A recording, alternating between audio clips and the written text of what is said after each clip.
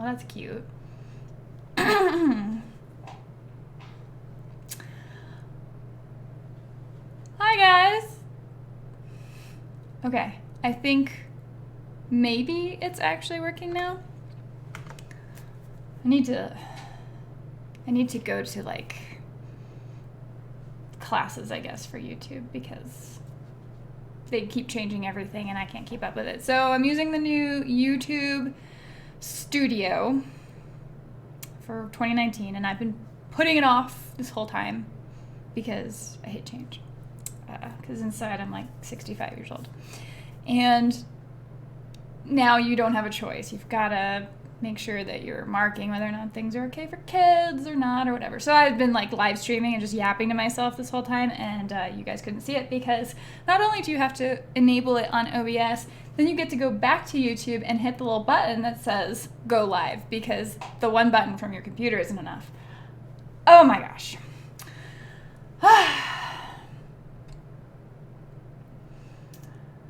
So, welcome. Thank you guys. I'm so sorry I started late. I thought I was streaming. Oh gosh. So, let's start over. Hello. Hello to War Budgies and Alorian. Paul, thank you so much for moderating and being up this late with me. No regrets. Welcome. Samuel, welcome. David Arenas, welcome. Gear Ladenland, good luck on that rebuild of your ogre iron guts. Very nice. Thomas Grable is painting Gorman the Mad, which I have not done any of the Riot Quest stuff, so I keep hearing these cool sounding names. Maybe I don't need another skirmish game. So, and then somebody was working on that awesome 40K. Samuel, you're working on your Predator. Very nice. Your Ladenlad, you're asking about PLA 3D printing. I do some of that. Ken, welcome. Thanks for joining us. Welcome to your first stream. I'm obviously just messing everything up so far tonight, so we'll see how far we get. Okay. Hey there. Should have turned left at Albuquerque. Should have turned left is a different channel. War Budgies, I wanted to analyze the 13th Crusade in context of the Clausewitz theory of war. Didn't fly. All right. Viper Taha, welcome. So you had a private stream all to yourself. Yeah, well, it turns out live streaming just for yourself is literally called talking to yourself. And 65-year-olds, yes, inside.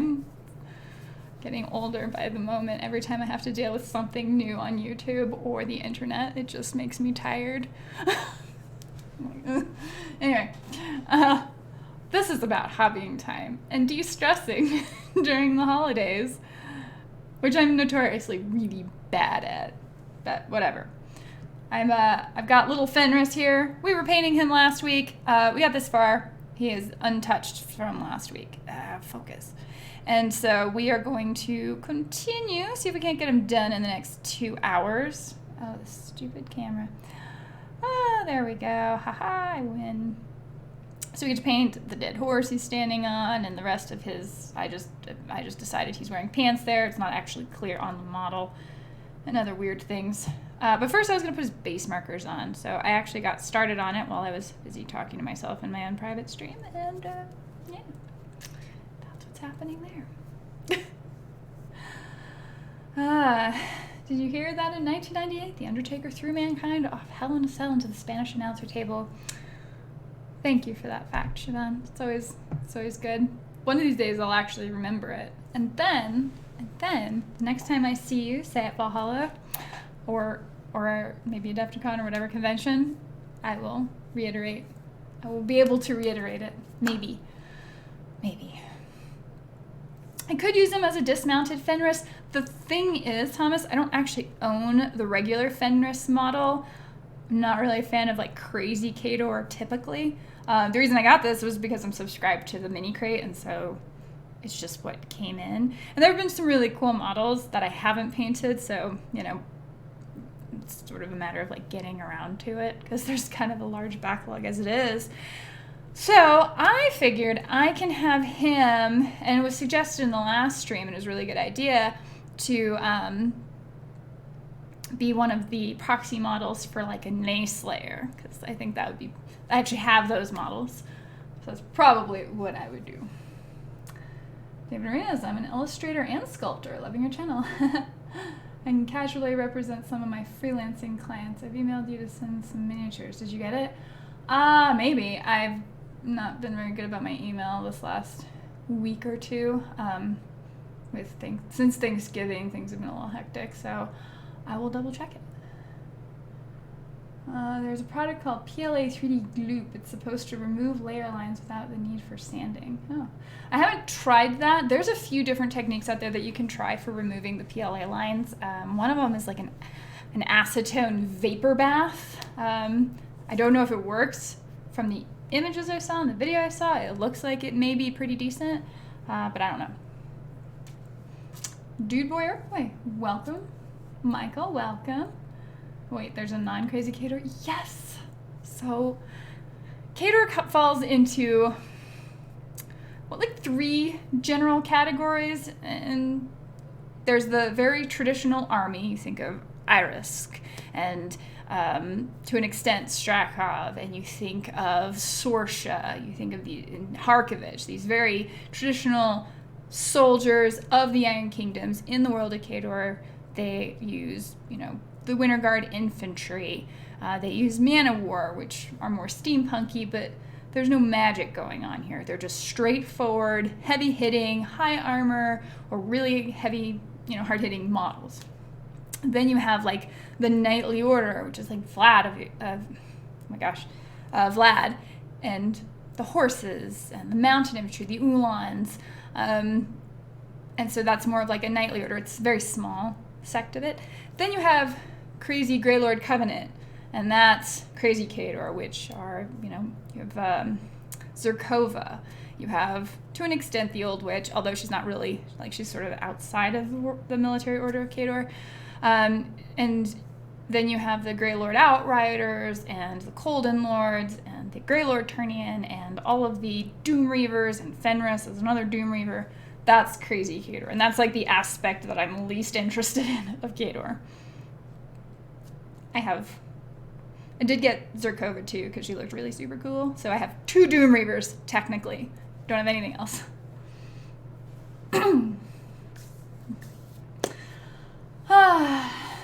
Paint them, change. I know. Samuel, so tonight, nipple piercings getting painted? Yeah, probably. I don't think I can put it off, can I? We'll see. It'll be like the last thing I do, so I only have, an hour and 45 minutes, so maybe not. We'll see. Too soon now. Okay, so that's what I'm getting started on. I cut out a little marker thing for doing the baseline marker on him, and so I started with that. Figured I'd get the arc lines marked, and then go on to the rest of him. What was I talking about? Painting, hobbying during the holidays.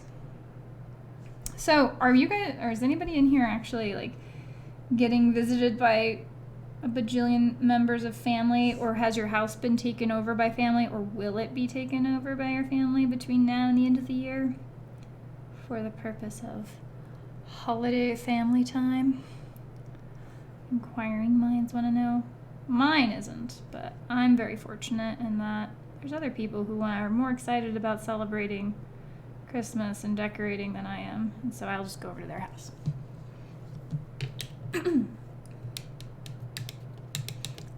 You can't decide how to pose a simple chimera.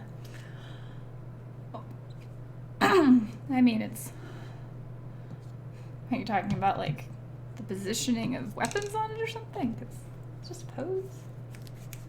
You should make a Khador graph showing the levels of crazy. That's not a bad idea. I could probably do that.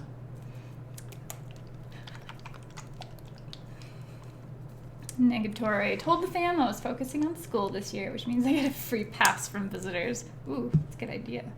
Is that why everybody on Earth is going back to school right now?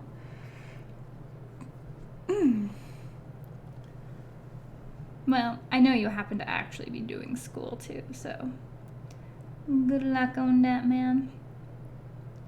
And And congratulations. Enjoy the year reprieve. I doubt you'll get away with it for 2020. Still can't believe what day of the freaking year it is. Like, January is just around the corner. And I'm still... I remember all my plans for 2019, too. Like, oh, yeah, I'm going to be able to launch this thing and get this show out the door. But you know what? At least I'm getting hobbying done. Kind of had to take a step back almost this year. Like, to refocus.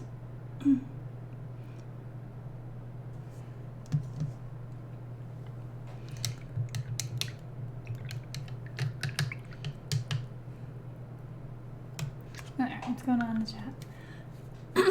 Go into a total blackout till mid-January. There you go. Lorian, just friends here. Luckily, I'll host a quiet Christmas lunch with my housemate and a visiting friend or two. Movie and game marathons. Nice. Getting ready for Indie Storm. Well, turns out I should be there, actually, Thomas, so I'm looking forward to seeing you. Well, I want to try and make it look like it was throwing a punch, but it just doesn't fit. Oh, okay. Paul, holiday family time is all done for me. I have a video game night at a friend's house on the 21st. Nice. David, nice Christmas for me. Getting fat aside family is cool, but I'll still have to work even if my work is enjoyable. It's actually kind of living the dream in a way, though. Viper, Kador would be easy to make a Christmas model for. Big red Kador metal Santa. We just take like a warjack and just put a Santa hat on him. Like, you know, those of you who have talent in sculpting with green stuff. That seems pretty straightforward. I'd say I'm doing it, but whatever.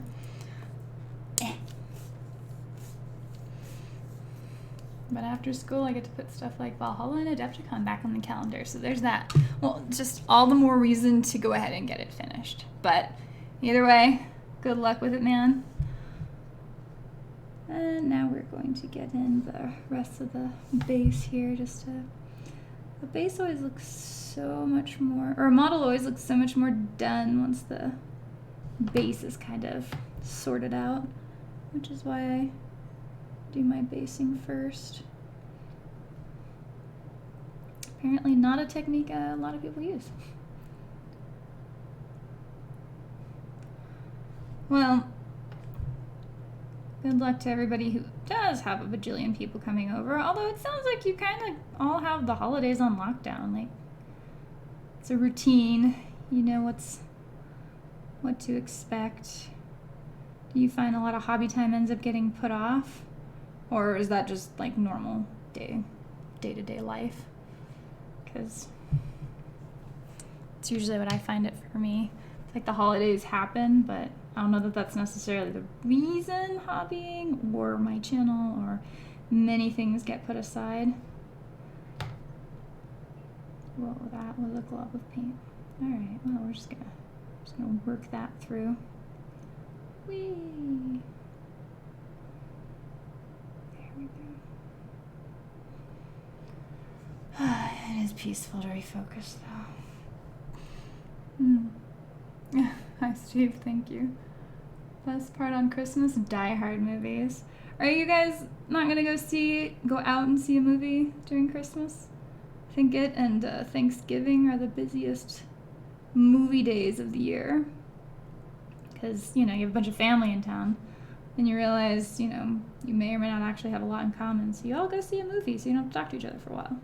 It's great. You know, I hear a big old Star Wars is coming out. People might be excited about that. Oh, did any of you guys watch the recent Ghostbusters trailer? It looks interesting. I'm so cautiously optimistic. I'm like I want to like it, and I want to be very excited, but I'm like scared. Scared of being excited. Movies have gotten so disappointing. Although, I don't know, there's been kind of some interesting ones. Wonder Woman looks really interesting, and the new Ghostbusters movie looks really interesting, and the new James Bond movie looks really interesting, so, I don't know. Now I have to have a machine gun. Ho ho ho. Alright. Yippee-ki-yay.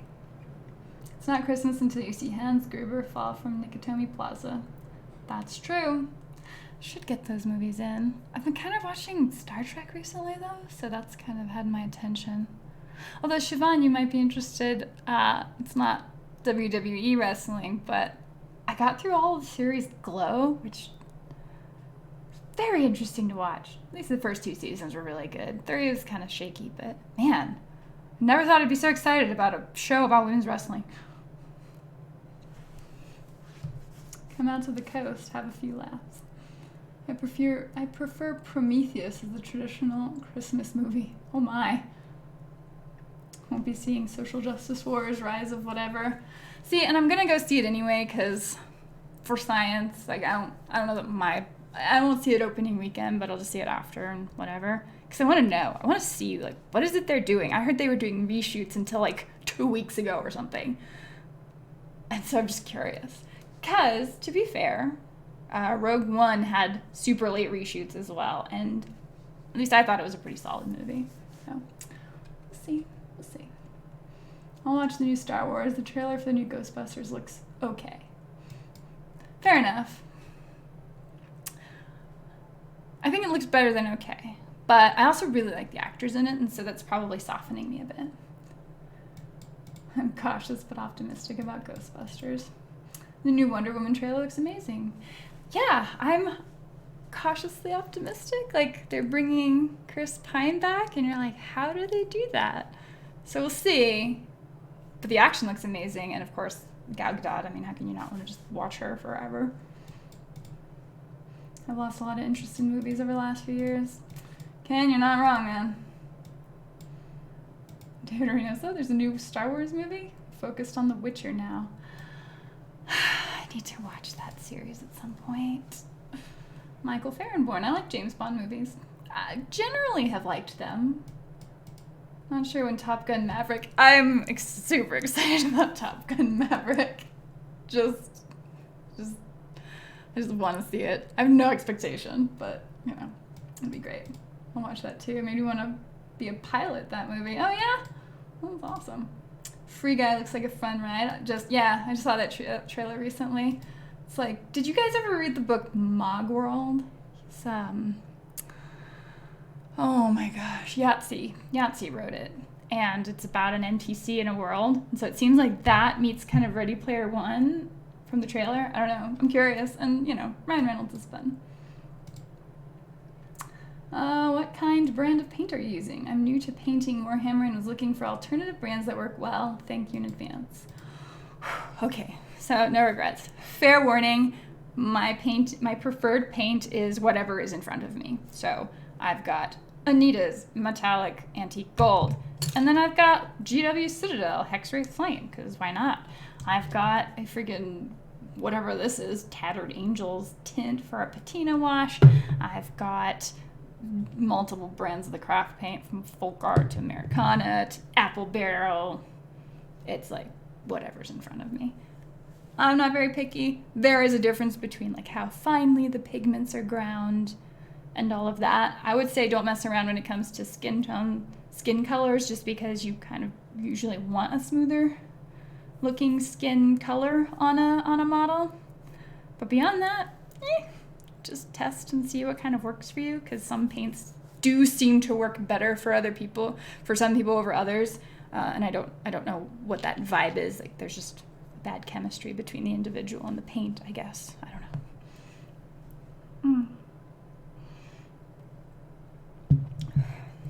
And Michael, Deep Space Nine is a very underrated series.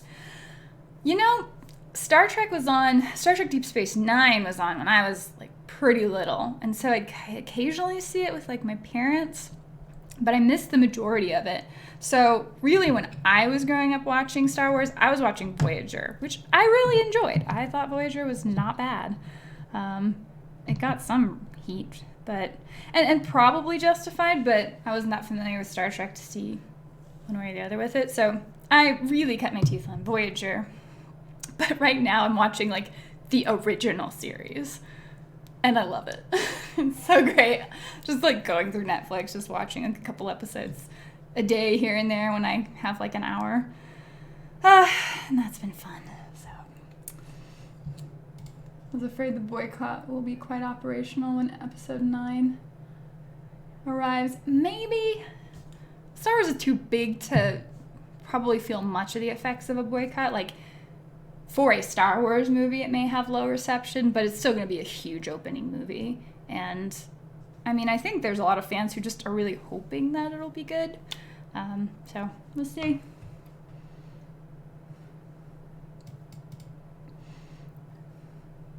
Oh, gotcha, Lorraine. Yeah, okay, that's fair. I guess when I read okay, I just thought it was more mediocre than that. Also waiting for Godzilla vs. Kong trailer to release, supposed to be out sometime in 2020. Oh man. New Ghostbusters actually looks alright, right? Heresy. Don't know exactly what, but there may be some heresy here. Emperor Bless. Thanks, David. Sure hope they do a good job with this movie. I love a good monster battle. Well, the last Godzilla kind of sucked. They completely forgot that it was about Godzilla, and they instead just had 2 terrible parents running around for 2 hours, and it was really super boring, which is weird because they made that mistake in the Bryan Cranston one already, so why would you continue to pretend that people aren't going to see Godzilla for the monsters? Yeah. There's so many battles at Godzilla's feet. It's so frustrating. Like, I thought it was a joke. I thought they were trolling the audience with that, but it never ended. So I'm like, oh, okay, I guess you really think this is how this works. So yeah, that was super exciting. All right, I'm going to paint his swords, and oh, I need to get that in there too. So he's got skulls, which we got the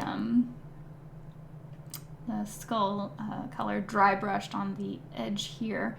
The tips of his, the hilts, pommels of his swords are also skulls, so I actually need to dry brush that in there as well.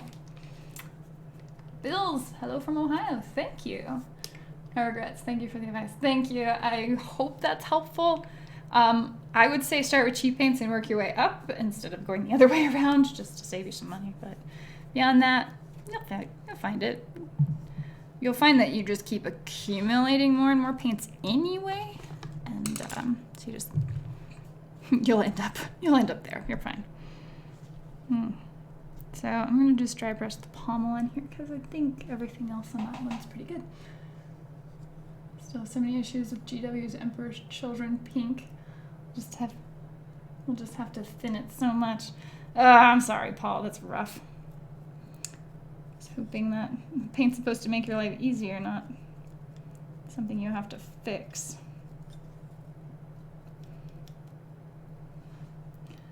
We're just getting it sort of on there. Again, as a dry brush, which my dry brush is probably a little thick.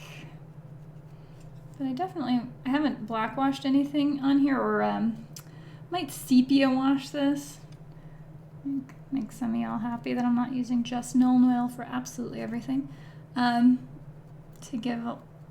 wash all of this together, but there we go. Now it's got skulls there. I think that's it. Now technically there are skulls in here, but I'm gonna do something a little different with that.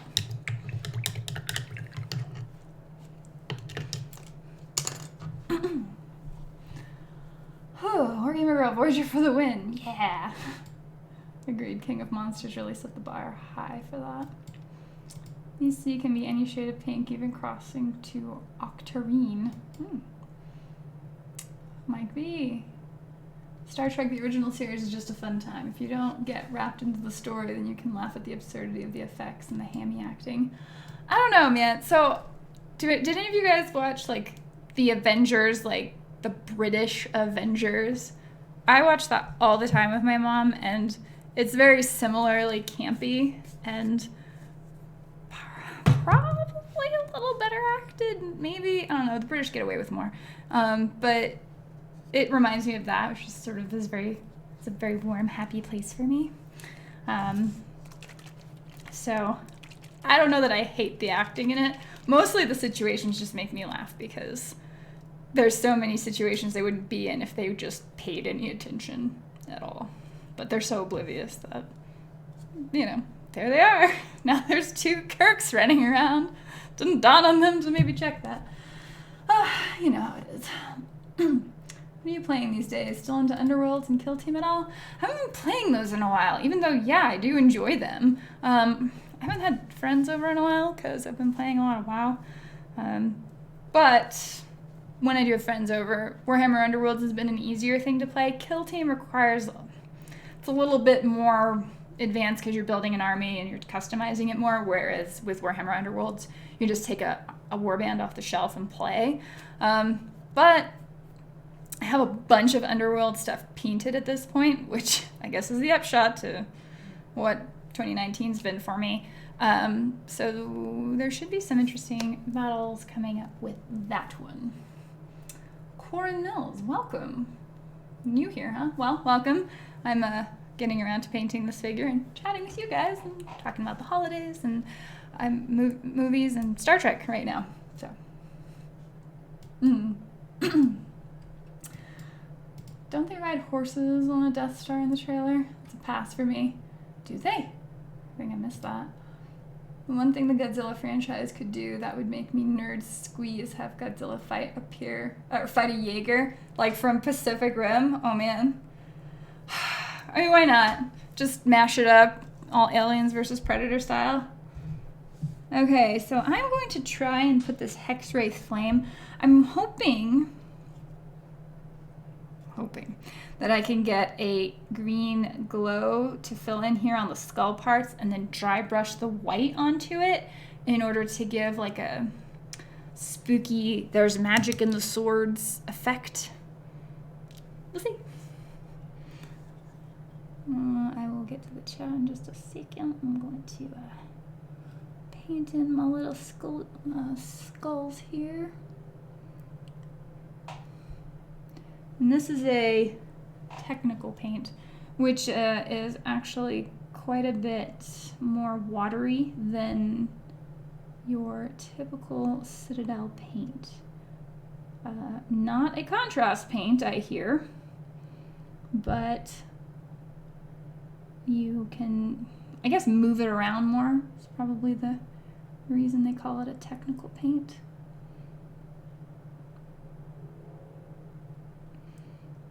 So there's several raised areas on the sword to show,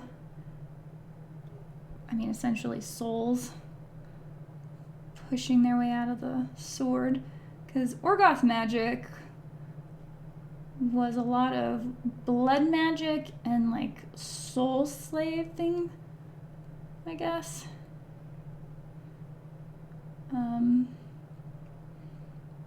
You know, where if you, in the time of the Orgoth, were condemned by the Orgoth, they would not just kill you, but they would trap your soul for all of eternity. And, like, you never got away from the Orgoth. It was horrible enslavement. Pretty much the worst. Anyway, that's looking kind of decent. Come on, camera. You know you want to.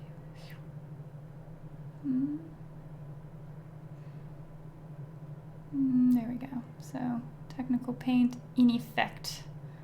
Right there. And then we're going to dry brush the antique white up over it to catch the details of the skulls and such on there. I grew up with Godzilla movies. Nothing quite like out of work sumo wrestlers in rubber suits destroying miniature versions of Tokyo. Hey man, that work. I think it's a Star Destroyer in atmosphere. Gosh, have I watched the trailer recently?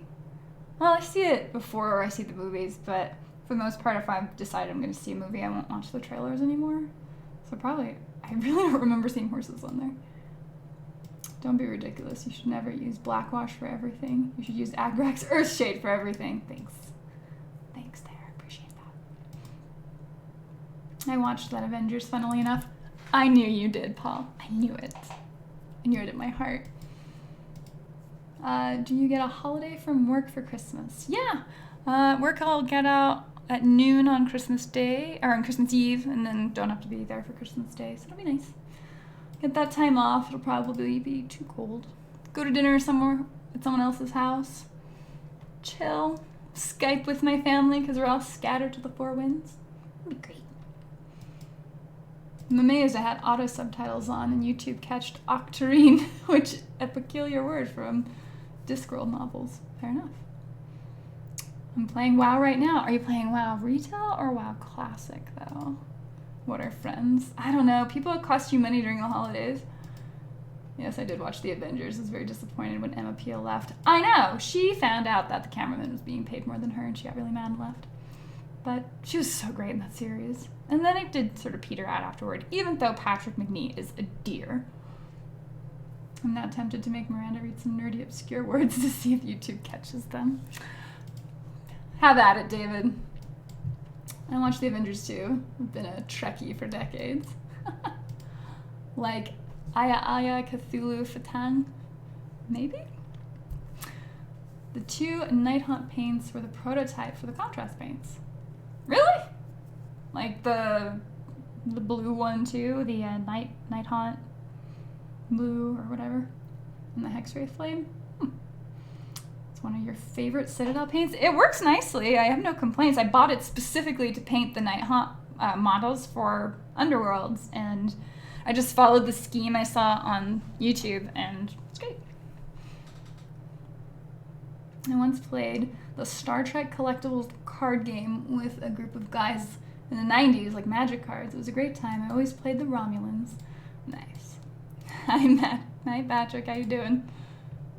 You registered for Adepticon. I did. I registered late in the evening, so all of the swag bags were gone, which is fine, because I'm probably going to fly there, and I had to give away my copy of Song of Ice and Fire because there was no way I was going to be able to carry that on the plane. So, yes, I'm looking forward to it. I'm just figuring out, because there's already 3 conventions planned for 2020 already, and it's going to be a busy time. A lot of the original Trek was social commentary, made entertaining. Oh, and the coloring of the sets was done because color was still something new to television.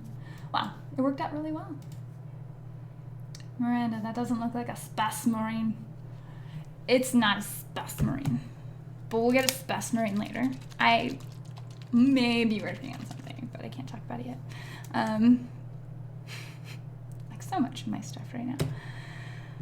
Yeah, this is a Little Fenris. Fenris from the Mini Crate by Privateer Press. Ta-da! And he's cute, even though he has nipple rings, and I'm really uncomfortable to paint those, but we're gonna do it anyway. I'm just gonna be brave and do it. But first, we must finish our spooky sword, as I'm sure little Fenris would like, so we can see all of the haunted, enslaved souls by the Orgoth inside the sword. It's so charming. But yeah, this Hexwraith Flame is honestly quite a nice paint to work with. Getting used to different paint textures, like going from one to the other, can be a little intimidating. Especially when one acts more like a wash, which this one does. So, we'll see. We'll see. Whew.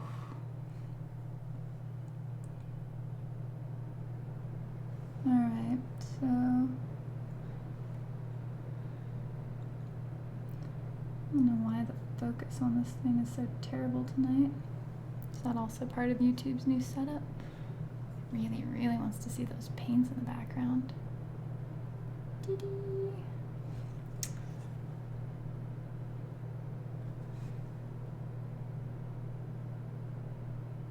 Alright. So as soon as that's on there, and I'll double check to make sure I did all my proper, appropriate coverage for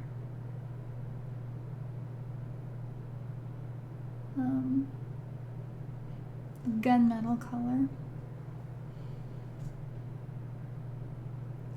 And then one of the things I've noticed, and I'm sure many of you guys already know, is whenever you're painting a model that has a positive image that's coming up off the model, it's helpful to look at it from the side to make sure you actually got all of what you were trying to paint, not just dead on, because you may not have gotten the sides. So that's me. Oof. So do most of you guys get whichever your holiday of choice is off, or do you have to work? There we go.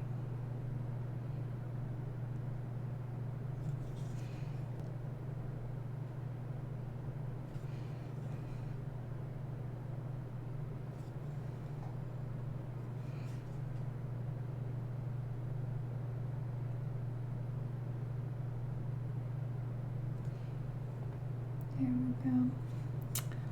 I like it.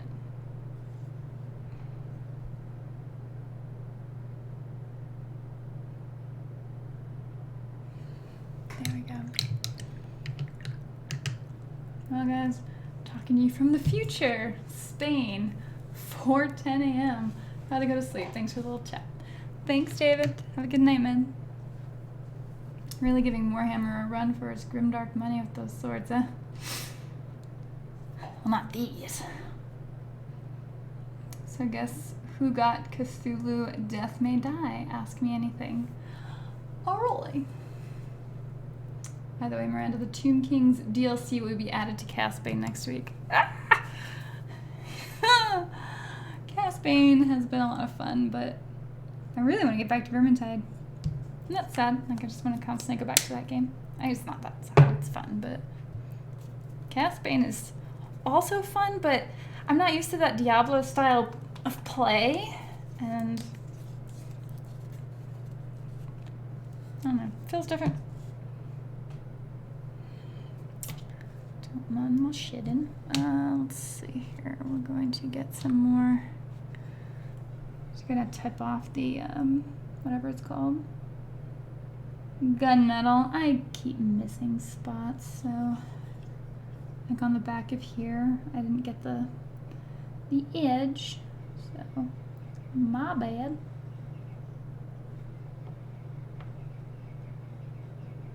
So we're just gonna catch that now.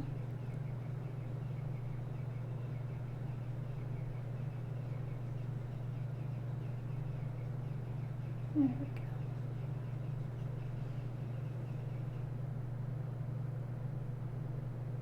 go. Okay.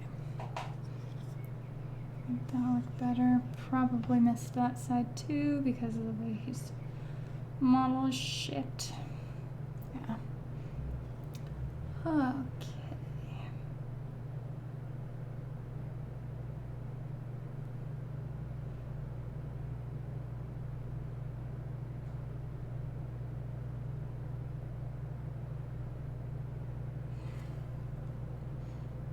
There.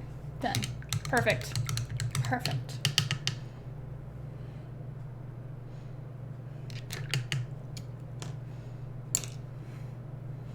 Miranda's not watching chat. Oh, really, Borbudgies? Everybody pledged allegiance to Minoth. Ah, yes, holy Minoth. The ball, the fire, the sheath, flame, whatever. All hail the Dragon Father. No! The Dragon Father is awful. It's the spawn of evil. And as far as I can tell, all he wants to do is blight everything, because that's how he lives on. I'm a PC gamer, but like to play Chaos Bane with a gamepad. It feels a lot better for me. Okay, fair enough. I guess I'm so used to keyboard playing anymore, although when I played Hollow Knight, I did plug in a controller. But if I can't play it on a PC, I just can't justify it. I can't justify buying a dedicated console these days. All hail Minoth against the great old one, Cthulhu. Man, Minoth would have really a run for his money against Cthulhu. Because he spends all his time chasing the Devourer Worm, and it seems like they're relatively matched. I say that. I think the Devourer Worms are constantly fleeing from Minoth. So if you were to go up against Cthulhu, I don't know. What would that be like?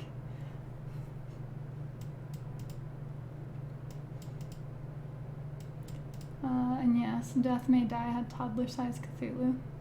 Fantastic.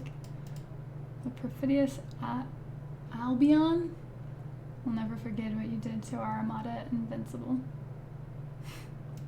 Vermintide 2 is more fun. We'll have the second Winds of Magic season, a big rebalance soon. Oh, good. The holder you're using, do you find it cumbersome at all, or do you recommend it? I personally love it. Couple reasons. It's not too big for my hand at all. It's nice and easy, and I have kind of big hands for a girl, but you know, you're probably fine. And so it's nice, it's grippy. When you're holding a model, especially just in your fingers, or even with a few fingers, like it's easy for it to wobble out, I guess, and fall. And so you don't have a problem falling. And then also you don't have to deal with your own finger grease, sweat, whatever, wiping off the paint. So honestly, this thing has been kind of amazing, and it's adjustable. So even if you, so this is a 30 millimeter base in here, but it can go quite a bit bigger. I think it can go up to 60. And then they have a bigger version, which will hold a bigger model, and they have ones with these little arms, armature arms, so you can hold like sub-assemblies and stuff in place. I don't have any of that. Just the basic model holder has been great. Menoth would have a pretty good chance against Cthulhu. Snakes or tentacles, they're kind of the same. I think the holder looks useful, help to get a steady grip. The steady grip is kind of the big thing. And then, of course, you can maneuver it wherever you need without having to kind of, you're always holding it from just one point of grip, I guess. So you don't have to try to hold the model in a weird spot. That's what I'm saying. All right. Let's get some antique white in here.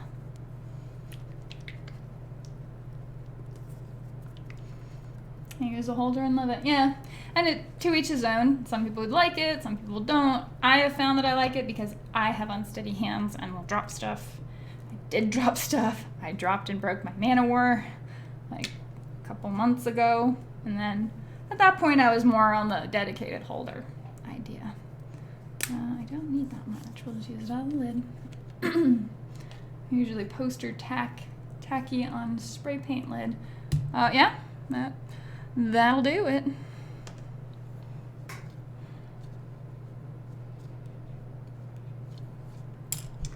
Alright, let's see if this idea works. So I'm just using the same antique white that I was using for the other skulls, because there's no point in using my Ulthuan gray or any of the different colors. I've already got a color and I'd rather just keep tying in the same theme. So we'll see if it has the staying power. I took too much off. There you go.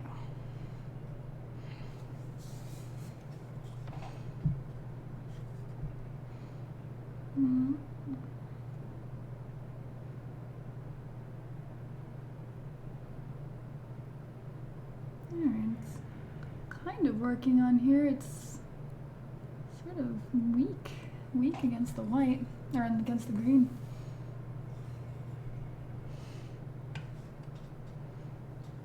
The grips are handy. I used to super glue the cork to the bottom of the base and hold that. But then you can end up with bits of cork stuck forever. Eek. I stick my minis to cork with some blue tack. I used to have cramps after long painting sessions. Yeah. Quite a while back, someone had made a suggestion in the chat about lowering the seat to help with neck ache issues, and I think that's been very useful. So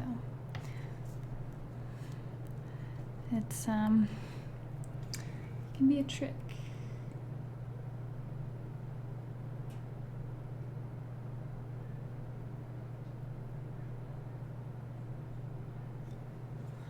It's kind of, I don't know if it's quite doing what I love here. But you can see now there's this green underneath the white.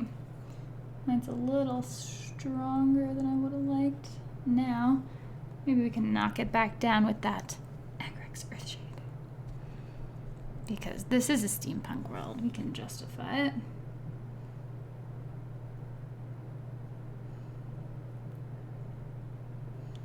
Well, you know, Screaming Souls. Nice touch, Privateer. The more you learn about the Orgoth, that's so tragic. Like, what an evil group of people. We don't even know if they're all gone. We haven't explored all of Himmerin. Or we haven't explored all of Kane. So who knows?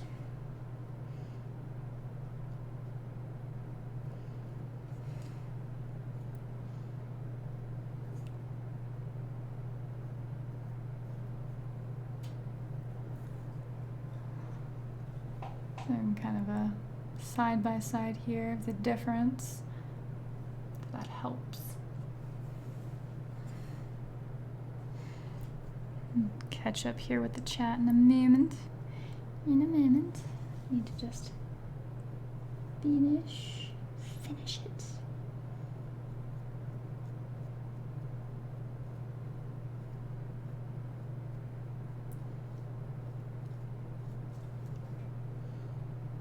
Oh, that's definitely looking better.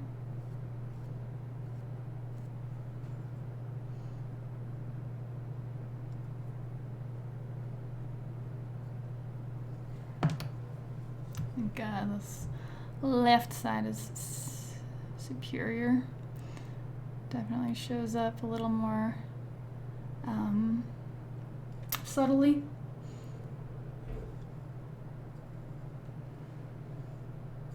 Yeah.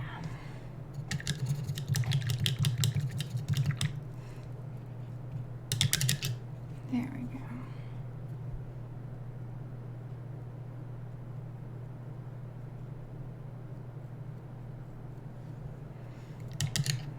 Well, we'll see what the Agrax Earth shade does.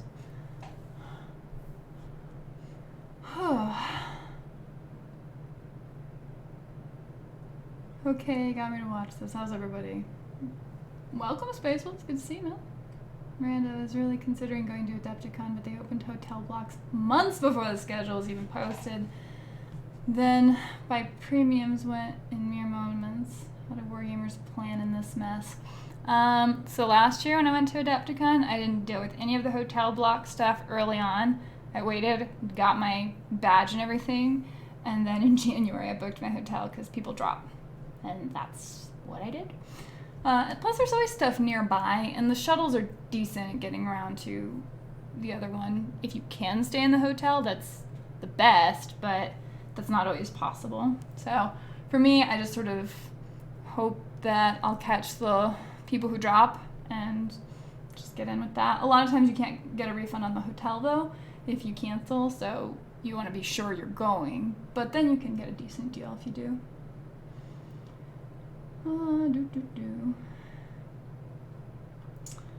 Pretty good. I'm playing a game of Gladius in the background, but it's a turn-based game and you can get away with watching the stream at the same time. Awesome, B. Vargas. Is an articulating vise an option? Pairs review. Yeah, there's one of the model holders that has an articulating. Well, they're clamps. They're little clamps as opposed to a vise, but close enough, maybe, depending on your purpose. You hang in there, Space Wolves. I know you're probably tired. Not sure how you paint and talk.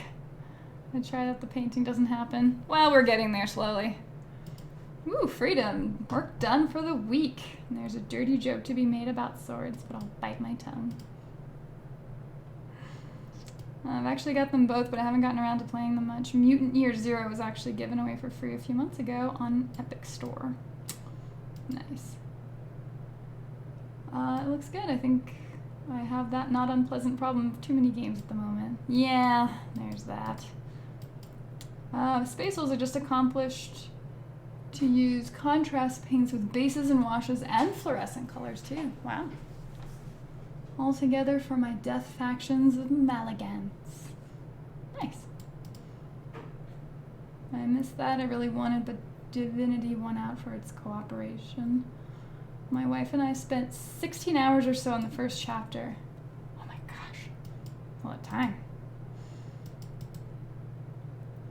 Yes, Space Wolves does have pictures of his painted models on my Facebook page, so definitely check that out.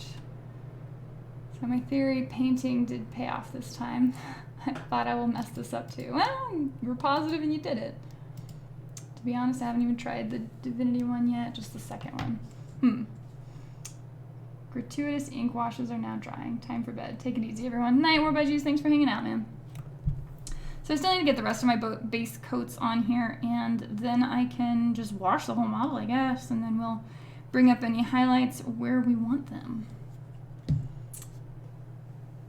So, did you see the Christmas ghosts lately? I saw the Ghostbusters trailer, but no. You talking about your ghosts? Let me get on there. I know you posted some stuff recently, and then I've been on my phone, and looking at Facebook on the phone is awful. Awful. Oh my goodness.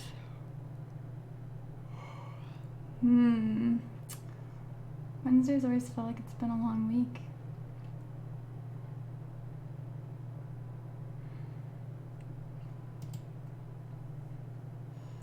Notifications. There you go. All right. I also need to dry brush the rest of the base on here.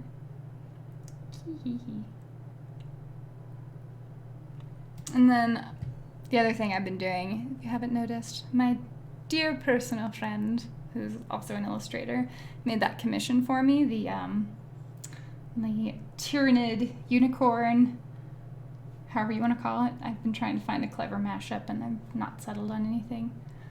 Okay, yes, I see your gaunts. Oh my gosh, so many night haunts. They're so many. They're so fiddly. Like, they're really pretty and fun to paint, but then you get overwhelmed with them.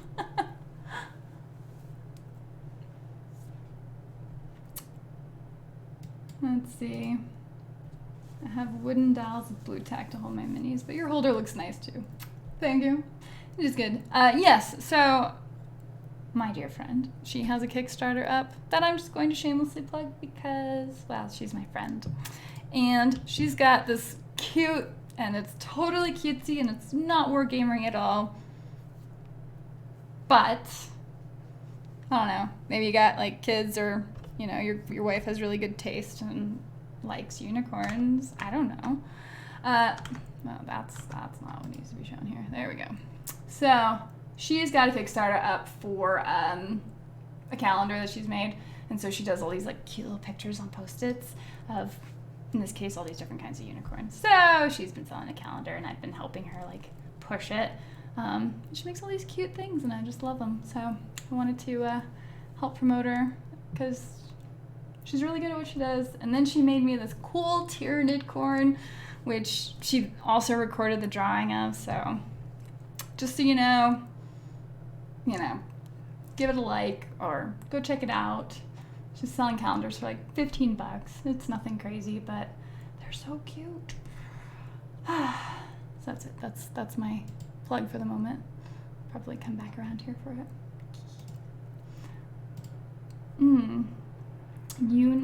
Uninid. See, Uninid sounds like really hard to say, and you're like, what are you saying? It sounds like you haven't completed a word.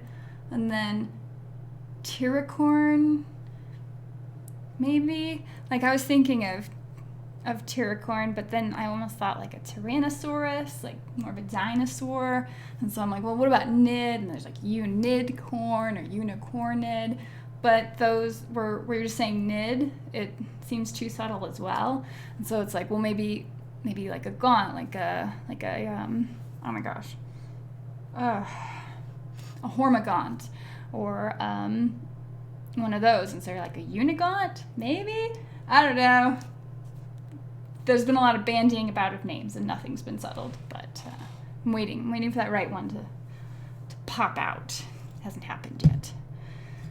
Okay, he needs more metal. More metal. Are you gonna make an enamel pin for your unicorn pin? Huh. Well, it's not really my pins. Well, I don't know. I'd have to see if she'd be down with doing that. Maybe? Would that... I don't know. I don't know that there's enough interest in that just yet, but maybe something like that. The pin, running the pin thing, the Kickstarter was a lot of fun for that. I really enjoyed it. I'd love to come up with another clever one, but haven't quite come up with something that I feel strongly enough about. Are you interested in a unicornid pin? Whoa, don't do that. He has little spikes on his knees, so I'm just getting that real quick. And as usual, I'm just finding all these little spots that I've missed, of course. Mostly because I like to paint with a really big paintbrush. There we go. He's getting there. Getting there slowly. Say what? A unanid? Again? Unanid? I think that one really works the best. I hadn't heard that one, but unanid? Seems hard to say. Unanid. I love the use of comic markers like watercolor and one step. Well, so she's actually like a children's book illustrator, and she uses watercolor pencils normally. And then she has also gotten really good with the markers and does a bunch of pattern work and stuff with that. And yeah, it's just fun. If you see the time-lapse video and you're just watching all this very sure and practiced hand just creating these beautiful lines in one stroke, and it's just, it's fascinating to watch people use fine motor skill for an indefinite period of time. Although that video is only 3 minutes. Okay, what else have we got here? So he needs more flesh tone. I'm missing some flesh. Copic markers. Oh, yeah. Whatever it is. Some fancy marker. Obviously, I don't use them. I'm busy painting with craft paints, please. But I know very talented people, and she's just really good at it, and, I know it's not related, but she's my personal friend, and I love her, and I want her to do well. Get a little more of his belly painted. And then we'll address the piercings shortly.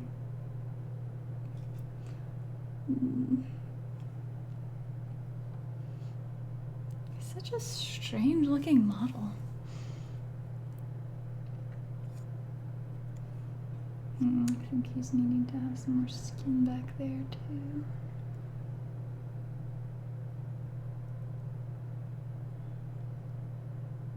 We're getting there.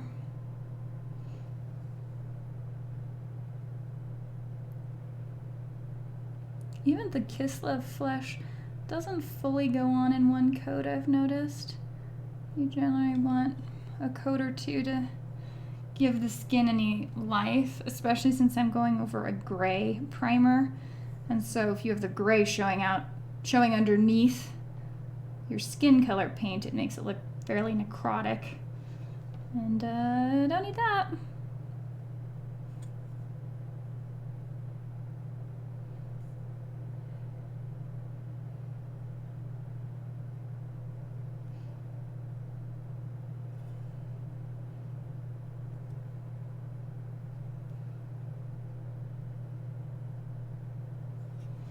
There we go.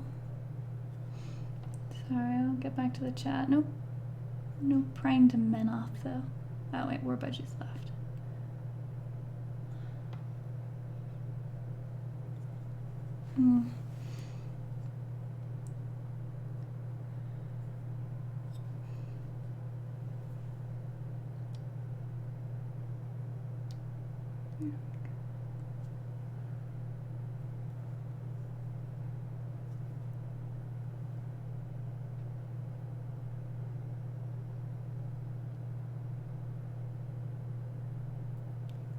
Sorry for the quiet, y'all. Just focusing for the moment on that.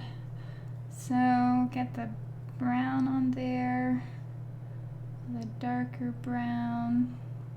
Touch up the red, and then I think we can go ahead and black wash him. I think. Let's see. And then I ended up getting some skin flesh tone on the ear of the horse. We'll see if it's not dried too much, if I can come up with just a wet brush. Oh, good. I'm done.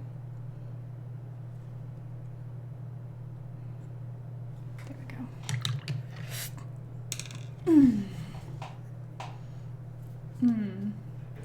man, just chilling today. Gotta breathe first. Been busy the last week. Take it easy, man. Are you still playing Space Hulk? Yes. I was having a conversation about that today, actually. That I need to record Mission 3. I haven't played it in a while, though, so basically what I have to do in order to prepare for, like, a Space Hulk battle is, like, just play a normal game or two, remember all the rules, and then record it. So, be a little bit of doing getting back to, but it's fun, so it shouldn't take that long, I would think.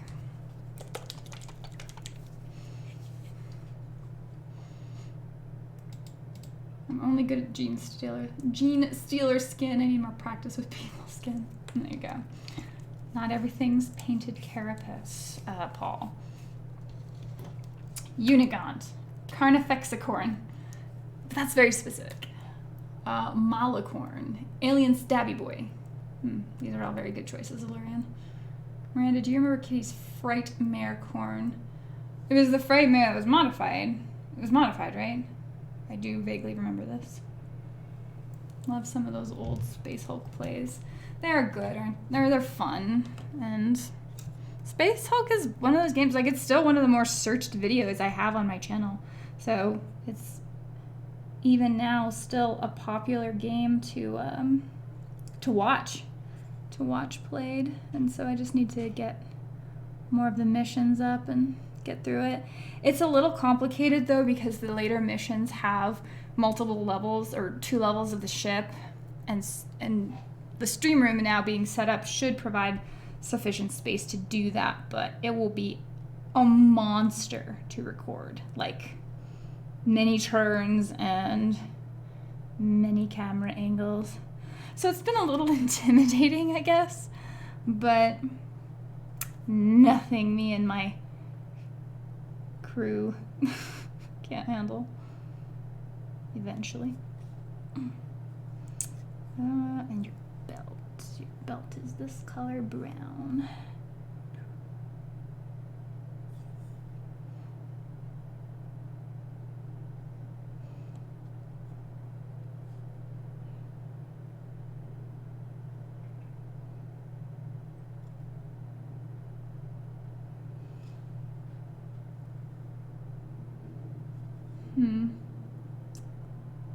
Weird details.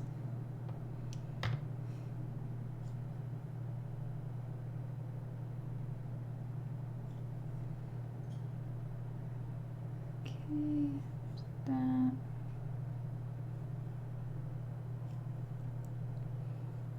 Not even gonna worry about that one. Okay, cool. Getting sleeping. Good night, Thomas. Thanks for hanging out, man. Much appreciated. I don't think it was in the company of Iron Game, but maybe it's a cool idea for your artist. Maybe.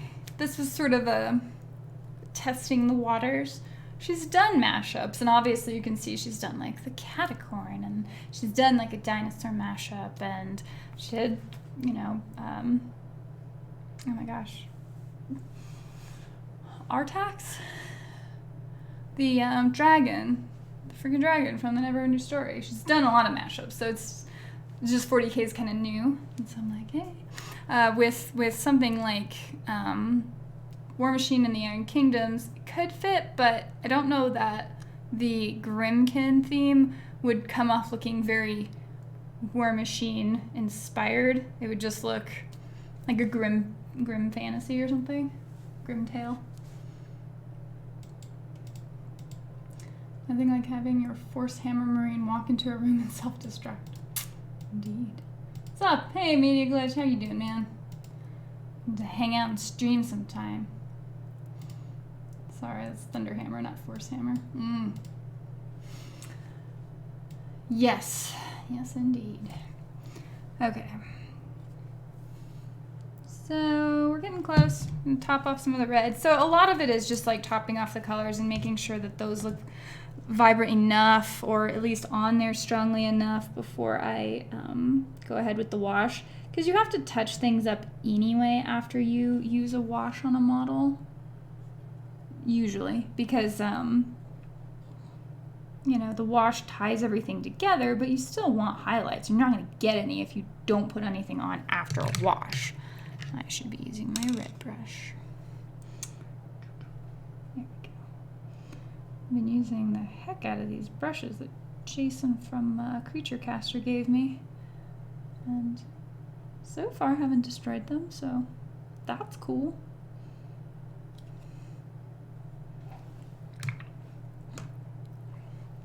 This number 2 on the red always needs to kind of get repointed, but it always repoints, so I guess that's a good thing. I don't know what a brush is supposed to do. It's also really nice to work with a paintbrush that doesn't curl at the end, so that's also been spoiling. I guess it's kind of like giving somebody a car who's used to riding around in a moped. Like, ooh, the brush, it holds paint and it stays pointy. How fancy. But it is nice. Thank you, Jason. Now you start noticing all the little details you didn't see the first time. You got all happy, yammering to people in chat, arguing about Star Wars, talking about Star Trek, new Ghostbusters movie. Good times.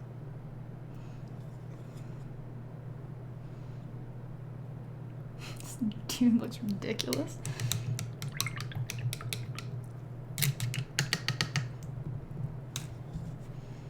Okay, and the brown. So I don't know if it's necessarily as much a thing with higher quality paints, but say with the craft paints, I have found that you need to layer multiple times to ensure that you have good coverage. I think Vallejos, you probably don't have to. I've noticed Citadel paints, some you do, some you don't. Depends on what their consistency is. Like the technical paint of the Hex Wraith is going to be a little odder. A little more loose, I should say. Whereas, like the Ulthuan Gray has really good coverage. It's a thicker paint as an actual layering paint, so you always want to pay attention to that. But craft paints, their pigment isn't very ground and refined. It's looser in the medium, which means there's more space between the medium, or inside the medium between the pigments, and so you may have to layer a couple of times to get the effect you want. Is that? I'm gonna just make that dark brown and call it that. Call it good.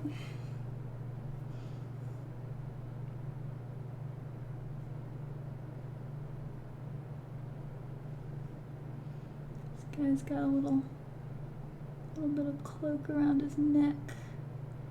I need to make sure it's correct. There we go. Alright, so I'm thinking Agrex Earthshade on this one. Get it in right.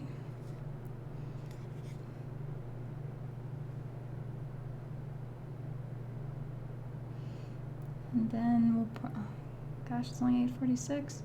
This guy might be done soon. And then I'll cut in the details, we'll say.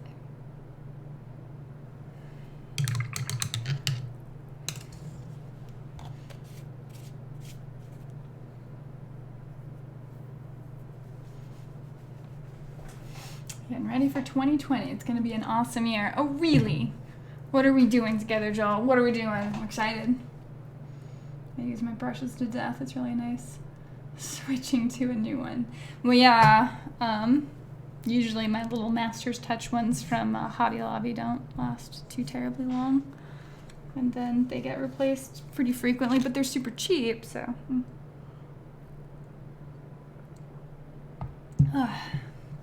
Space Wolves. Nice updated battle reports you did earlier with your paint and chat. Good show. Love it as always, dear. Thank you. Thank you very much. Try one little thing to poke at before I look for my wash. I know where it is. I see it. I see it over there.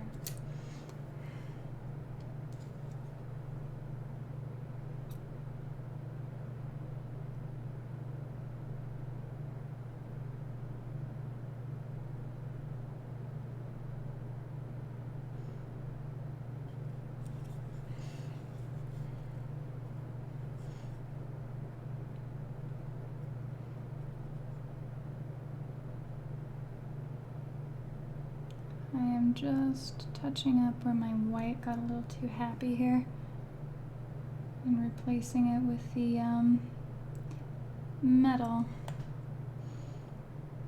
color to rein it in a bit, because it should just be a dry brush highlight and not something overwhelming the model.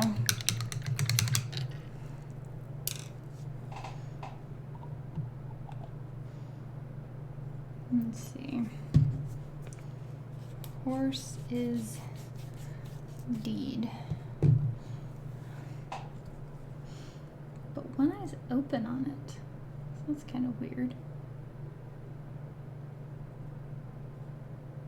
The other one I think is squished closed.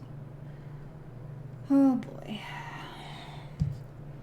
Make sure my wrought iron.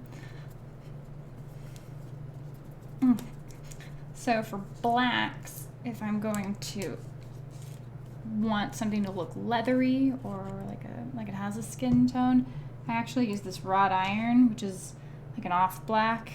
Oh, that gets really thick. And it has like I think a green in it. But under a wash, it ends up looking remarkable. So that's what it's generally my go-to for wanting if I'm not coloring in like just a tiny detail, because black is such a strong color that you want to use it sort of sparingly, and that way it outlines things really nice. So again, you're not going to see his face at all because he's got this mask on, but say on another model you would cut out like his eyeball. You can see his eyeball, for example. I think we need some teeth in here.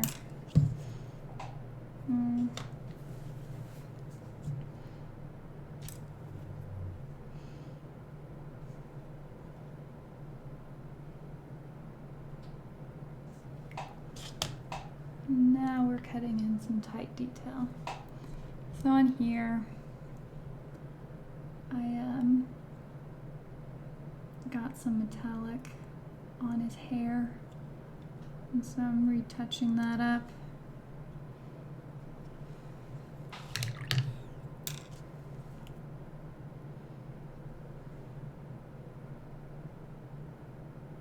And then just more broadly layering the hair color on here, just to keep it nice and vibrant. Okay.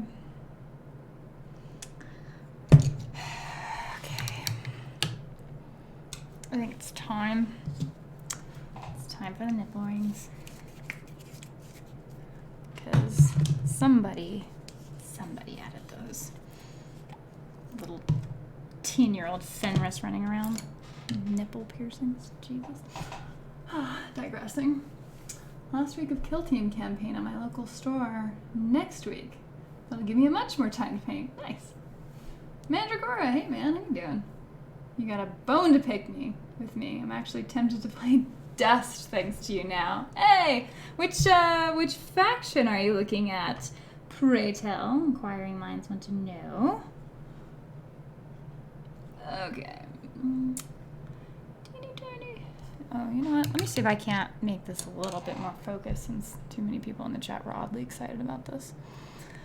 Oh, it did focus. Okay, cool.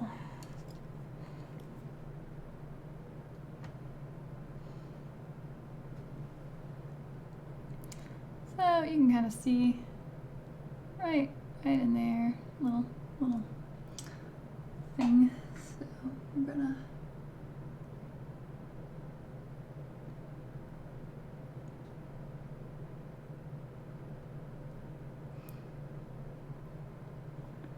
just get that on there. Anyway, I hope you enjoyed Dust. I think it is neat, and I will be providing a battle report on it. I'm so excited.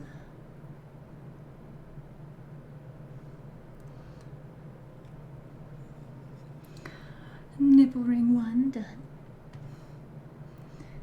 Number 2 coming up.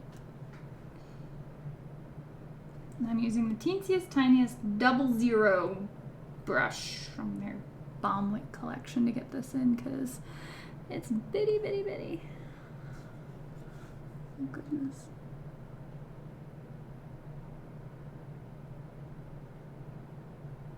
You're almost sort of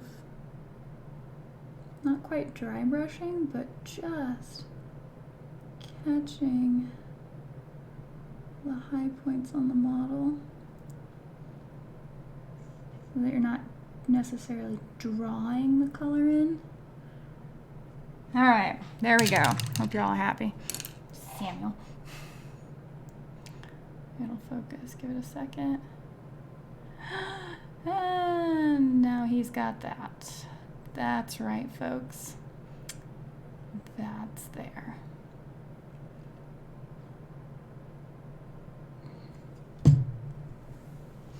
Tend to use Army Painter brand brushes, but Royal Majestic from Hobby Lobby works for me for basing. Fair enough. Finished our Iron Kingdoms campaign last week. Much death and destructions. Villains, plots thwarted, monsters killed, and villagers saved. Did any of your players die, Bill? Mandragore, did you post those Dust battle reports yet? No, nothing's posted yet. They're coming. Mansour Reviews, good morning. 1 down, 1 to go. Yes, I got it. I thought you said he was a 10-year-old with nipple rings. It looks like a gobber to me. I don't think so. Well, he does have crazy ears, doesn't he? But he's not a gobber. Fenris is reasonably sure human, demon-y. Nipple rings accomplished. Yes, we're done. That's behind us now. We can move on. Give this model a wash. Did want to paint in a little teeny tiny bit more white onto the horse, because the horse is so very plain. Like, I threw some pink on there for his tongue and like the inside of his ear, but it's so basic. It's just not very.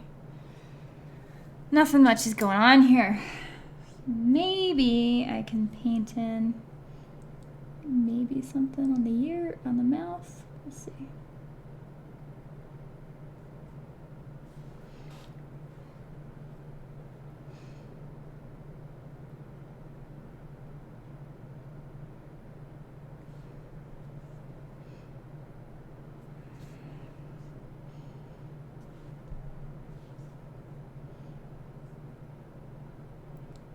Model holder can be a little tricky if you like to hold your paintbrush really close.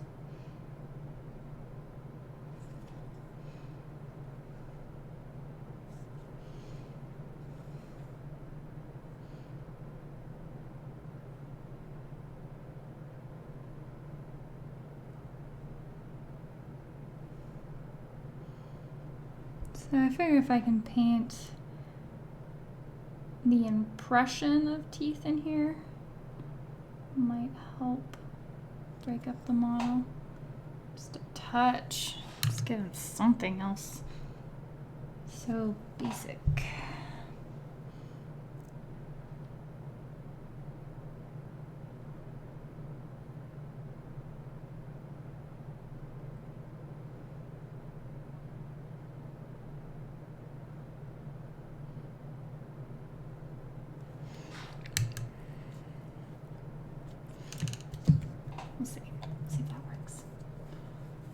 Almost a couple times. Heroic Dodge saved them.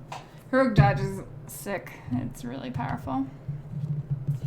Do you have gun mages in your group? Because those guys are also ridiculous and crazy good and freaking super fun.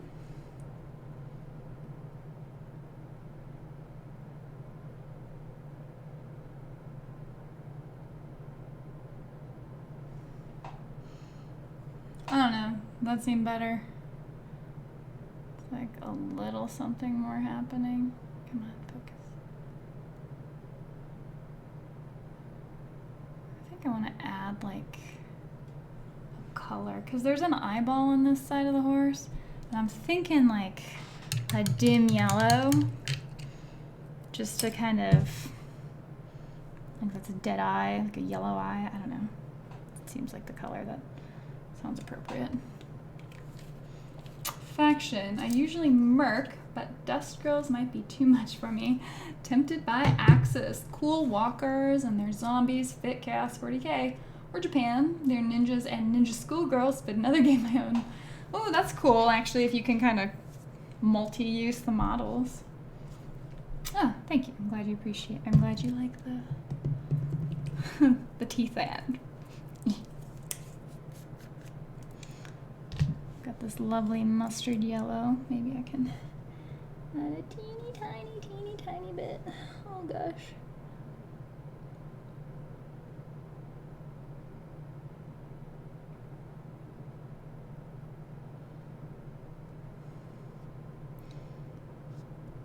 But yeah, the dust models are great. And I was very lucky and got a bunch of pre-painted models. And they look amazing. They look really beautiful, and like the pre-painted stuff's nice. It's not like chintzy painted at all. So I've got the Russian Spetsnaz and then the US. And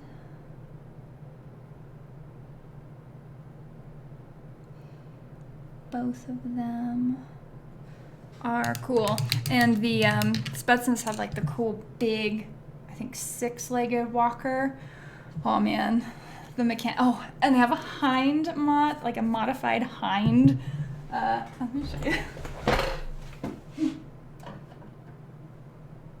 Because obviously I can't help myself. And so I'm not gonna lie, part of this is like, it's almost like a toy because it's got moving rotors and stuff. And you're like, this thing is freaking amazing. And it's huge, you know, check that out. And that's all pre-painted too. And the rotors move. So, yes, dust happening, it is.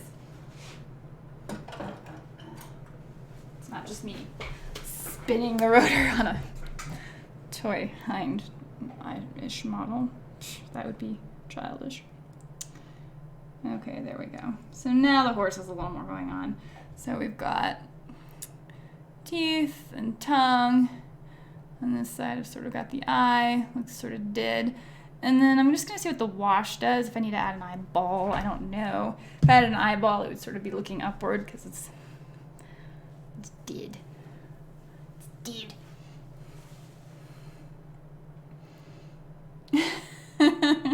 Yes, Mandragora, exactly. Didn't mean to put a lot of pressure on you, but it's definitely worth the wait. Well, I'm glad it's worth the wait. I'm sorry that everybody has to wait so long. It's just, you know, it's all in my own free time, so.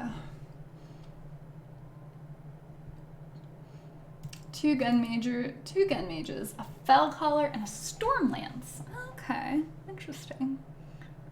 Increasingly, I don't pick models at all unless I can multi-use them. After Warhammer Fantasy Battles switch to AOS, I'll never do an army that's only one universe. Fair enough. So yes, I do wish Khador had flyers. Although, I don't know, they're getting there. I saw the new release of the, what were they, pigs, I think? They were for the Pharaoh.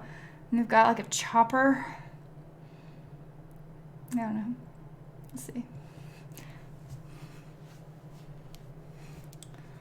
Keep my opinion to myself on that for now. I think we can watch this, guys. I know you've kind of been waiting, but okay. I've I've got Seraphim Sepia and Agrax Earthshade. I'm gonna do the Earthshade. Let's see. This should be fine. Nothing can go wrong. Mwah.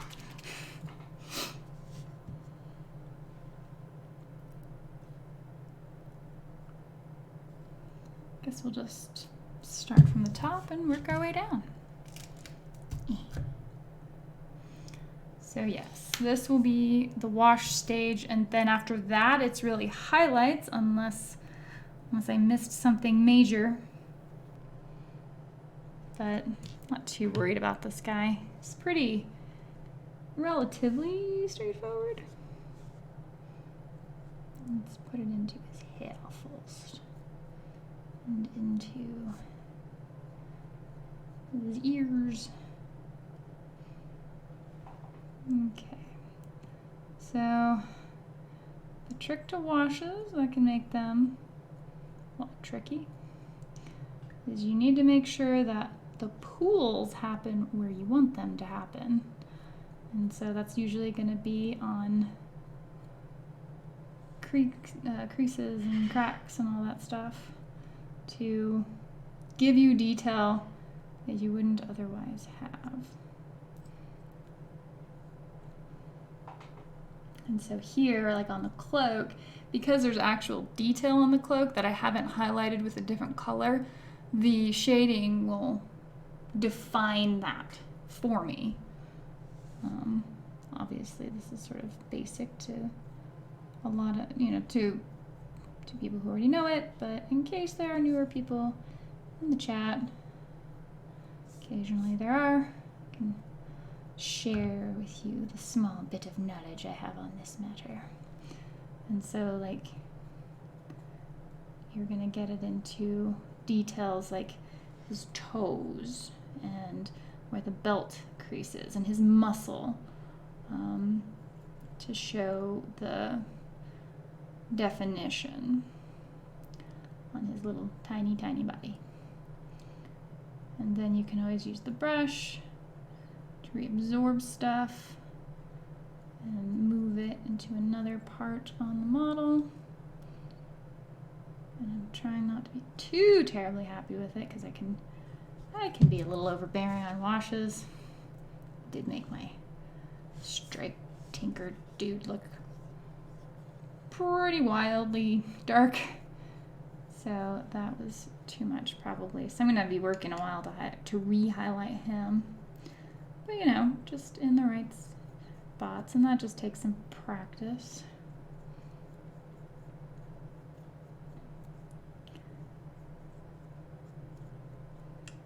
And on the bright side, something like an Agrax Earthshade isn't as dramatic as Nuln Oil. And so you're sort of just adding a rusty-ish color to things, which looks sooty, which looks dirty. It looks like regular dirt dirty, not soot, which is why I use the Agrax on Man-O-War, because I want them to look sooty, but in the case of a more organic model, it would look more just like the world is dirty.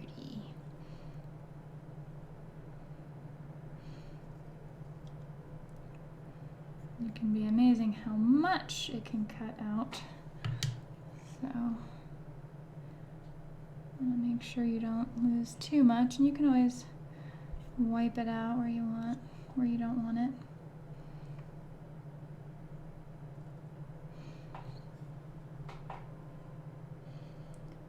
All right. Honestly, that seems like it's about right. Let's see how it looks on the screen. Staring at this. At least you didn't make helicopter noises as you showed the model this time.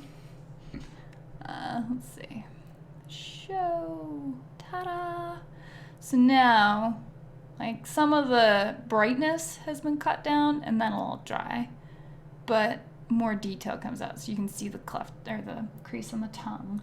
On the model himself, you can see more of his muscle definition. It makes his skin look a little, dingier, like he's running around, not being monitored by parents. And it'll still require a re-highlight, but yeah, it's actually looks pretty good.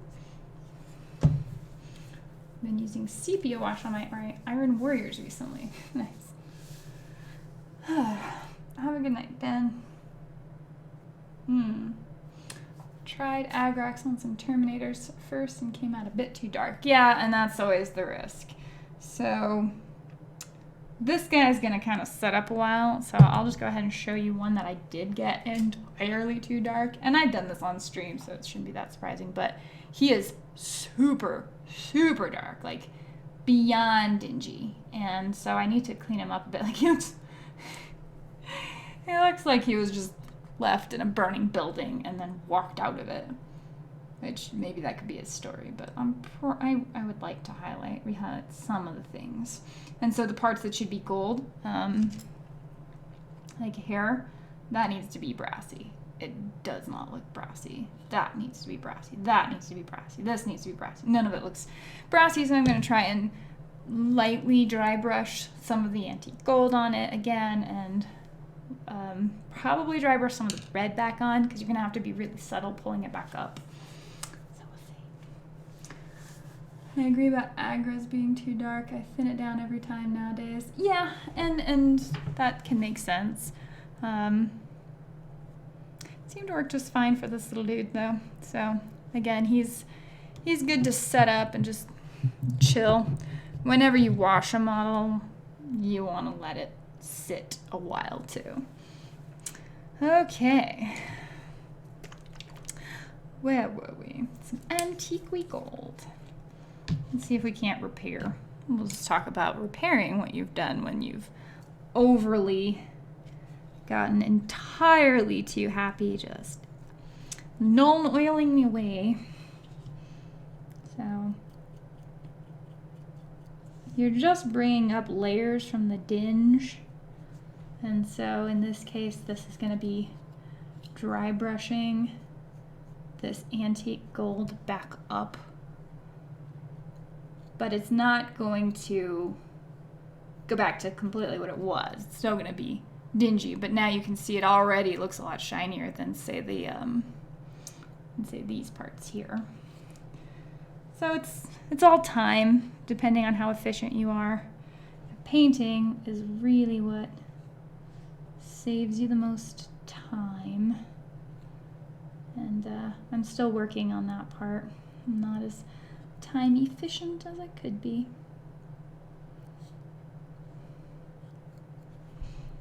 So, ho-hum. I just seem to use Agrax for Necrons now. Well, Agrax is, well, do you ever paint like fantasy models, Paul? Or is it always a sci-fi model? Here you go. So it's coming back up a bit. A little shinier now. A little shinier. We're gonna get these bits here now.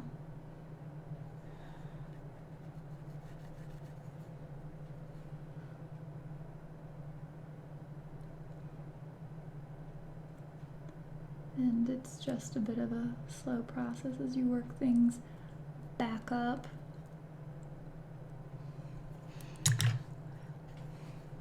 Just takes time.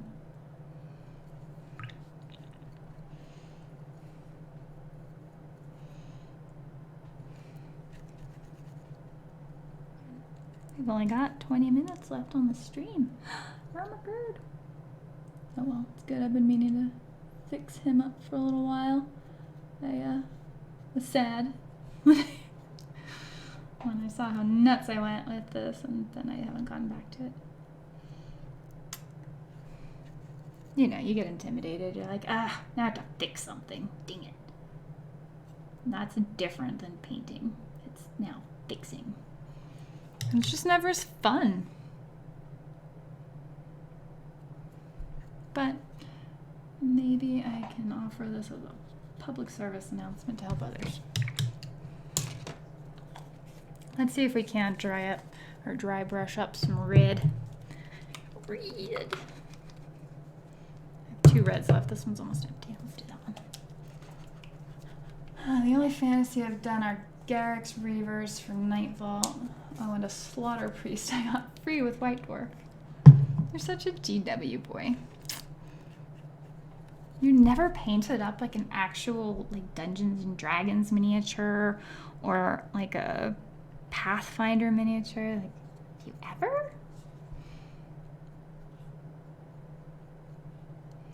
Now, the red that I'm using in particular is very thin, so it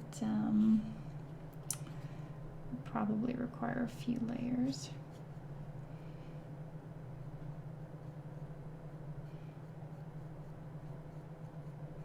But we'll get them there slowly.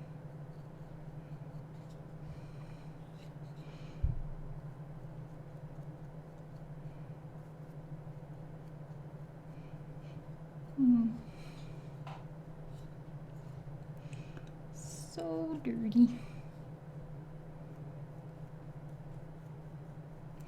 And so now you can start picking out specific highlights and say, well, this probably wouldn't be as dirty. This is something that would be sandblasted, or another piece of machinery would rub against, or elements would just kind of keep polished on its own. And so you're looking for high points on the model in general for that. And just working it away.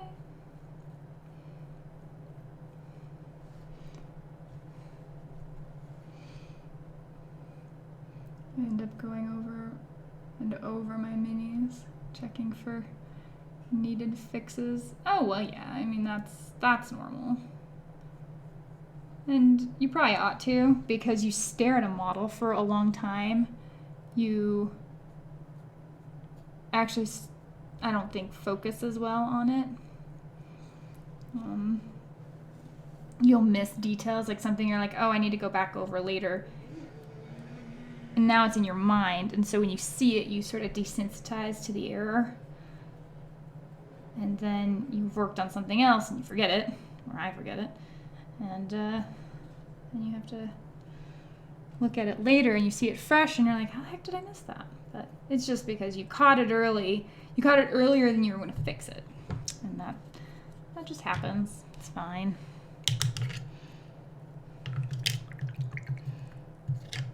No, those may be the only fantasy models I've ever painted. Wow, that's interesting.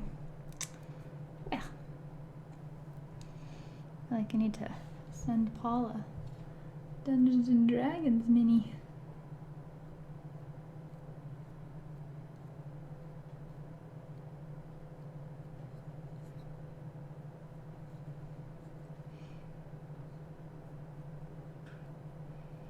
Yeah. Whew, this will take a little while. Did I mention I got really happy on this wash? Oh well. The holidays, man. It's hard because you can't like paints unless you're maybe just working within a couple of base coats. It's really hard to just go over to someone's house and say, oh, I'll just work on hobbying while we're hanging out. Because unless they're really specifically into the same thing you are into, people really don't have a lot of patience for you like hobbying around them or working on anything that might be remotely productive. Don't know what that is other than annoying. So it's like you're stuck only working on something at home, and then everybody wants you to leave home and go hang out with them. And you know, it's sort of crying with full mouth or whatever that statement is. Because it's nice to have family and friends and people who want to hang out with you, and that's definitely all very cool. So appreciate it while you got it, most certainly. But if it's feeling stressful and miserable, go back to what is familiar and recenter. Because sometimes family's tiring.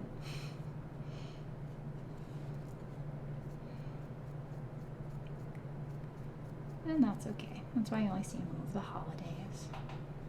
I'm bringing it up kind of a bit. You can see like the top half of him versus say his legs.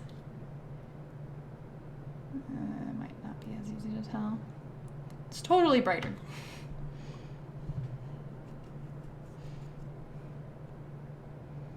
Thinking about reversing my painting style to get more minis out. Or just about the army painter method. You can come help me in my house anytime. Uh-huh. Yeah, you'd be disappointed in my speed, man. But it is nice. It's been probably the most peaceful thing I've been doing over the whole 2019. Which is funny for someone who used to kind of not want to be bothered painting.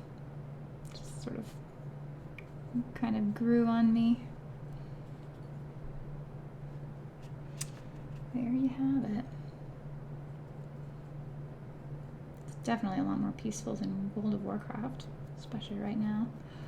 Although Battlegrounds dropped yesterday, haven't even logged in, but I'll have to check that out because I need honor.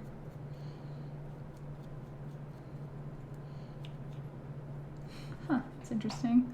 This is quite highlighted, almost looks like a muscle bulge right there.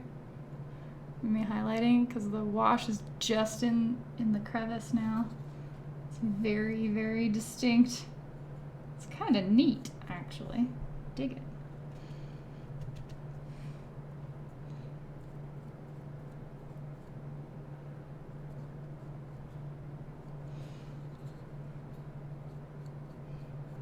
I don't know that enough of the model is necessarily done that way, but it's cool. Kind of almost gives a cartoon shading to it, you know? More of a color block. Oh, that's not gonna work. So that's obviously like a splotch here, so we're gonna have to fix that. And blend, blend, blend.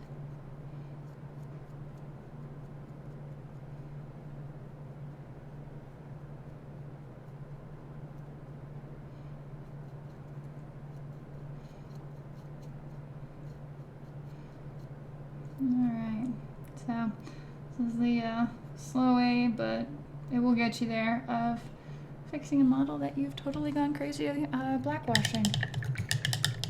Not more red, it's going well. Yeah, I know. Hey Miranda, why would you prefer the IKRPG over regular D&D? Why would I? Well, they're both very interesting. I like the world of the IKRPG a little bit more. And I think maybe it's just part of a desensitization. Like, if you hear, oh, Dungeons and Dragons, most people who have ever been familiar with Dungeons and Dragons know what the world looks like. It's sort of a classic medieval fantasy with, you know, thousands of different types of monsters and dozens of different playable races and dozens of classes.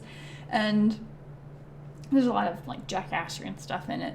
And it's cool. It's so pervasive in the like pop culture that you hear D&D and you think, okay, I know what this is. The IKRPG, while it's still a medieval fantasy, like that steampunk element is a very real and distinct aesthetic to the IKRPG.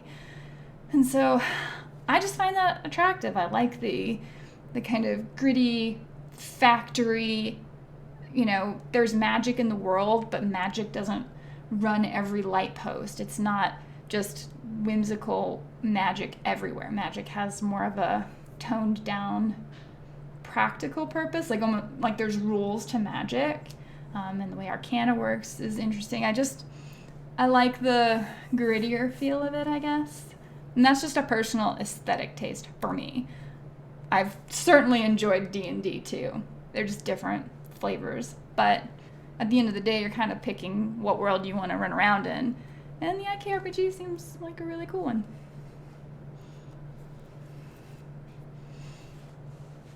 IK has real character because of factions. D&D to an outsider like me feels generic, and it's all made up by the GM, so it can be nice, but it's not that grounded on a solid lore. Well, D&D does have a ton of lore associated with it, but yeah, I guess if you were to try and get into it, it's probably way more to take in, whereas the IKRPG, there's dozens of books, but you can get through those and have a really good sense of the world. But yeah, the grittier feel, and I think Mandragora is kind of talking about the same thing. It just feels more grounded. And the only reason D&D probably feels so generic is because we all have read The Lord of the Rings, and we all think we know exactly what it's like. So, and then there's a lot of different flavors of D&D too, so I'm not necessarily being accurate by just saying what I do, but that's what most people think of when they hear D&D. For whenever my show comes out on the IKRPG, I'm hoping that comes across, because that's one of the big things to fight, because it is a less known world, is showing people like, no, I'm not talking about D&D, I'm talking about this very specific aesthetic.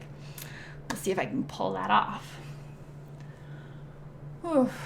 All right, let's take a look at Fenris one more time. I have to fix his base. You can see the arc lines are a little crooked and whatever. And you just gotta go over there, and it's just a matter of going over it. But I'm still waiting on him to dry. This is sort of pretty well finished Lil Fenris. Probably touch up the white here again. Add a little bit of like a sterling silver on the very edge of the blade where it would be shiny. And dry brush the ground. That's kind of it. He's pretty much done, guys. So, for the purpose of the stream, he's totally done. Kitty just listened to your explanation and said she totally agreed. Kitty, that's why I love you, because you agree with me. No, Kitty's a super awesome person. And your hair looks great, by the way. I liked your new haircut. So, yeah. I'm going to probably call it here, guys. But there is one IK map, and there isn't quite that for D&D, even if it's like 40k where you have a map of the galaxy but can zoom into specific planetary systems or whatever. True, you do have one map of Kane. Honestly, it's like Western Imran. And that's about all you get, because there's other parts of the world that...